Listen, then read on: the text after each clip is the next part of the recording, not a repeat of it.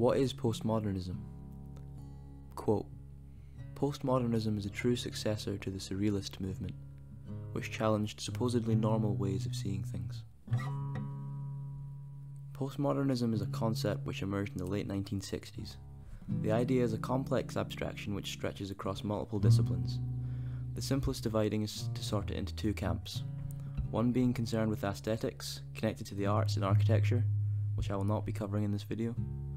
The other being an academic concept, a highly critical, philosophical subject. Its methodology tackles what we think we might know about the world around us.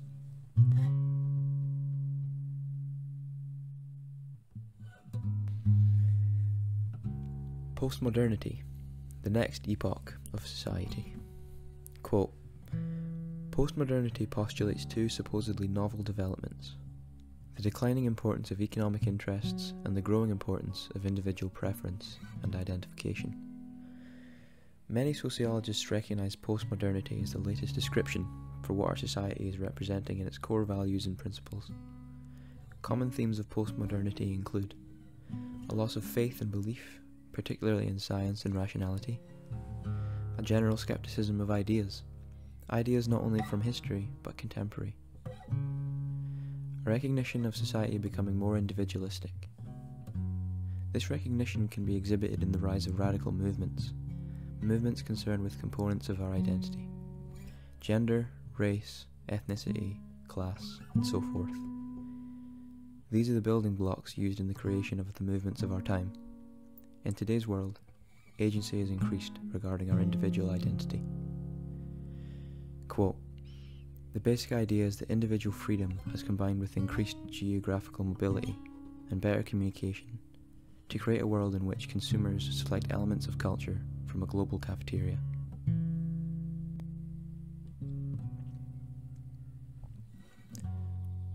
Narratives. Something to understand before delving into the world of postmodernism is the fundamental role narratives play in our lives.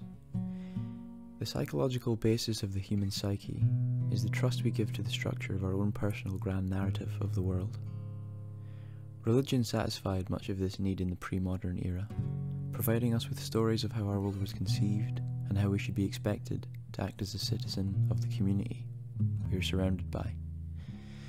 Religious and mythological stories provided role models and answers to existential questions that we could not even begin to answer. The scientific revolution 500 years ago changed the world exponentially from there on. We live in a culture now that emphasizes the individual.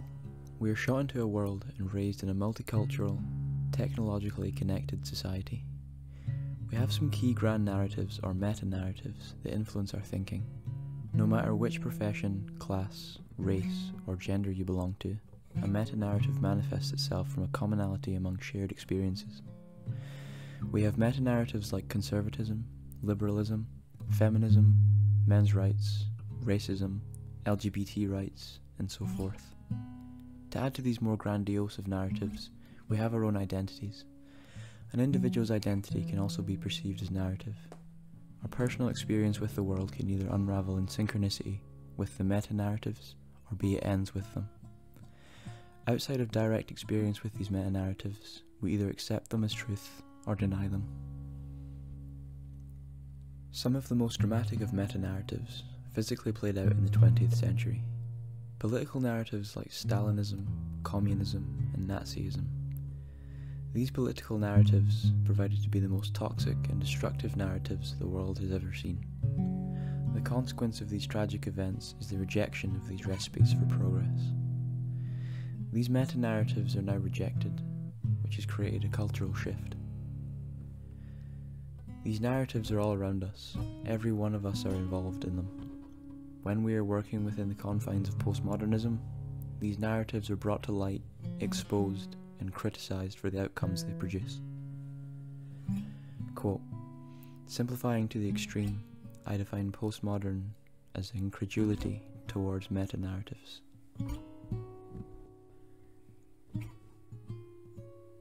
Essential theory. Jean-Francois Lyotard. Lyotard marks a key figure in the interpretation of postmodernism. To his understanding, the move to postmodern culture started in the 1950s. In Lyotard's work, The Postmodern Condition, A Report on Knowledge, 1979, Lyotard lays out the importance of a culture-wide shift from reliance on meta-narratives. In days of old, our culture used religious means of legitimizing many aspects of our culture. In the 21st century, today's society, the religious meta-narrative is absent. In its place are much smaller narratives. As the world is seemingly more complex than it ever was, smaller narratives have taken over the structure of reality. Lyotard proposes this is the motive of postmodern science. Jean Baudrillard. Baudrillard was heavily concerned with the effects of mass media on our society. Mass media is an excellent point of discussion for postmodernists and is where much of the literature is focused. This is because mass media is a raw example of narrativization, crucial because of its pedestal position in our culture today. Every individual is informed by mass media, and its influence on our lives is immense. Quote, Kierkegaard, for example, describes modern society as a network of relations in which individuals are levelled into an abstract phantom known as the public. The modern public, in contrast to ancient and medieval communities, is a creation of the press, which is the only instrument capable of holding together the mass of unreal individuals who never are and never can be united in an actual situation or organisation. In this sense, society has become a realisation of abstract thought, held together by an artificial and all-pervasive medium, speaking for everyone and for no one.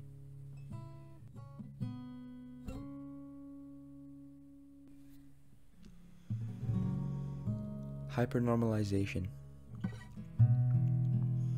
Continuing the theme of the relationship between postmodernism and mass media, Hypernormalization, a film by Adam Curtis, explores these themes exactly, by analysing our society from the 1970s up till now.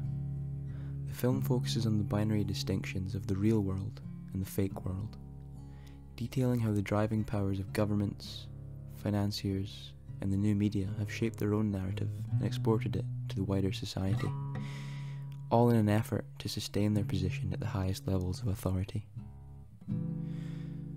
Hypernormalization has its own narrative it uses to make the case that mass media and technology is primarily used by our governments and corporations as means of perception management, keeping us in the dark as to the real uncertainties and complexities that loom in our modern society.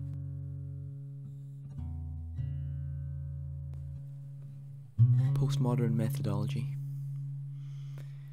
Now that we have reviewed the essential theory of postmodernism, we can understand how it can be applied.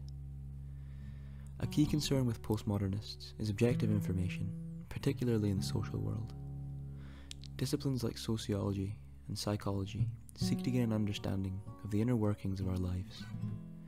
Postmodernism seeks to deconstruct what we think we know about the social world. This is achieved through a methodology comprised of first, post-structuralism, followed by the complete deconstruction and dissection of individual and societal narratives. Deconstruction is recognised as a tool created by influential post-structuralist and postmodern theorist Jacques Derrida. Derrida provided deconstruction to be an invaluable tool to postmodernists. Though unlike other theories, postmodernism differs, as it ultimately suggests that sociological, historical, philosophical, or psychological theory can never objectively describe the social world. Conclusion. This methodology created by postmodernism challenges all we think we know about knowledge and understanding, which is what makes it one of the most challenging academic principles to contend with. Many believe postmodernism is relativistic, anti-humanist, and a direct assault on the development of our species. Yet, postmodernist ideas in the analysis of society, culture, and philosophy have greatly expanded the practice of critical theory. Quote, "The best one can say here, and I am saying it, is that postmodernists are good critical deconstructors and terrible constructors." It is as if postmodernism's crawled out of the ideas and writings of our theorists, then taking on a life of its own, defending its credibility as a tour de force, deconstructing knowledge as we know it, striving for objectivity, difficult or outright impossible as it may be. Perhaps its only role is to remind us of how little we know. Is this for the better or for the worse? Is postmodernism dangerous? Is it corruptive? I'll leave that up to you.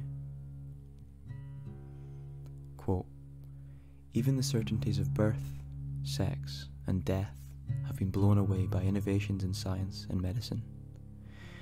We have now cloned a sheep. We will soon clone people. In the postmodern world, nothing is solid. All is flux."